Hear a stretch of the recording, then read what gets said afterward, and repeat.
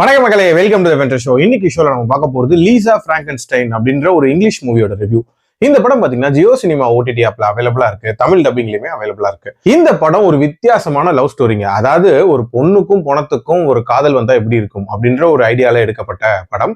ஆக்சுவலா அந்த பொண்ணோட பேர் தான் லீசா. இவளோட அம்மா ஆல்ரெடி இறந்து போயிருப்பாங்க. அவங்க அப்பா ஆல்ரெடி இன்னொரு கல்யாணம் பண்ணிருப்பாரு. அண்ட் அவளுக்கு ஒரு சித்தியும் அண்ட் அவங்களுக்கு ஒரு பொண்ணும் இருப்பாங்க. சோ ஒரு விதமான சித்தி கொடுமைக்கு ஆளாகக்கூடிய அவ தன்னோட அம்மாவை ரொம்ப மிஸ் பண்ணுவா. அதனால எப்ப பார்த்தாலும் சிமிட்ரியிலேயே இருப்பா அப்படின்னே சொல்லலாம். அப்படி ஒரு சிச்சுவேஷன்ல ஒரு பார்ட்டிக்கு போன இடத்துல இவ அவமானப்படுத்தப்படுறா.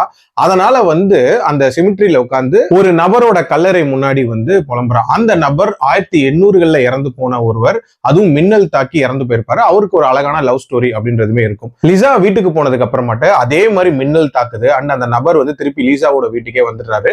அதுவும் ஒரு விதமா ஜாம்பியோட அப்பியரன்ஸ்ல வராரு. அண்ட் ஏகப்பட்ட பார்ட்ஸ் அப்படின்றதுமே அவர் உடம்புல இருந்து மிஸ் ஆயிருக்கு. சோ அவர் வந்ததுக்கு அப்புறம் இவங்க வாழ்க்கையில என்னென்ன மாதிரியான சம்பவங்கள் நடக்குது, அண்ட் இவங்க ரெண்டு பேரும் சேர்ந்து என்னென்ன கொலைகள் பண்றாங்க, அண்ட் டுவர்ட்ஸ் தி எண்ட் அதெல்லாம் எப்படி மறைச்சாங்க, அண்ட் ஒன்னு சேர்ந்தாங்களா இல்லையா அப்படின்ற மாதிரி நிறைய விஷயங்களை சொல்லக்கூடிய ஒரு படம் தான் இந்த படம். எனக்கு இந்த படத்தோட ஐடியா, அதாவது ஒரு பொண்ணுக்கும் பணத்துக்குமான காதல் அப்படின்றது ஒரு இன்ட்ரெஸ்டிங்கான ஐடியாவா இருந்துச்சு அப்படின்னே சொல்லலாம். அதுக்கு ஏத்த மாதிரி அந்த கிரியேச்சரை ரொம்ப சூப்பரா டிசைன் பண்ணிருப்பாங்க. ஸ்டார்டிங்ல பார்க்கும்போது பயங்கர அருவருப்பான ஒரு கிரியேச்சரா இருக்கும். அதுக்கப்புறம் ஒரு பாடி பார்ட்ஸா ஒரு கொலை பண்ண ஆட் பண்ணிக்கிட்டே போற மாதிரி காட்டுவாங்க. அது கொஞ்சம் இன்ட்ரெஸ்டிங்கான ஐடியாவா இருந்துச்சு.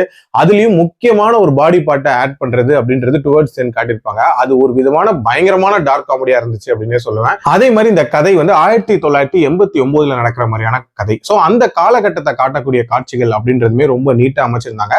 அண்ட் இந்த படத்தோட கிளைமேக்ஸ் முடிச்ச விதம் அப்படின்றதுமே ஒரு வித்தியாசமான முடிவா இருந்துச்சு. அண்ட் டியூரேஷன் வைஸ் ஒரு 1.25 மணி நேரத்துல முடியக்கூடிய படம் தான். ஒரு குயிக் வாட்சாவே பார்த்துடலாம். பட் இந்த படத்தோட பிரச்சனை அப்படின்னு பாத்தீங்கன்னா, இந்த கொலைகள்லாம் நடக்கும்ல, அதுக்கான போலீஸ் இன்வெஸ்டிகேஷன் அப்படின்றதெல்லாம் ரொம்ப மேலோட்டமா காட்டியிருப்பாங்க. இன்னும் கொஞ்சம் ட்ராக் பண்ற மாதிரியான காட்சிகள் வச்சிருந்திருக்கலாம். அது மட்டும் இல்லாம அந்த பொண்ணுக்கும் பணத்துக்கும் ஏற்படக்கூடிய அந்த காதல் காட்சிகள் இருக்குல்ல, அது எல்லாமே இன்னும் கொஞ்சம் பெட்டரா காட்டியிருக்கலாம் அப்படின்னு தான் தோணுச்சு.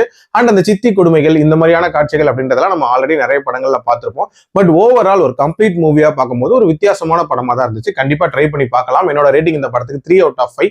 அடல் கண்டென்ட்டை பொறுத்த வரைக்கும் இதுல நிறைய காட்சிகள் இருக்கு. அதுக்கேற்ற மாதிரி பிளான் பண்ணிக்கோங்க. மீண்டும் அடுத்த விமர்சனத்தில் சந்திக்கிறேன். நன்றி, வணக்கம்.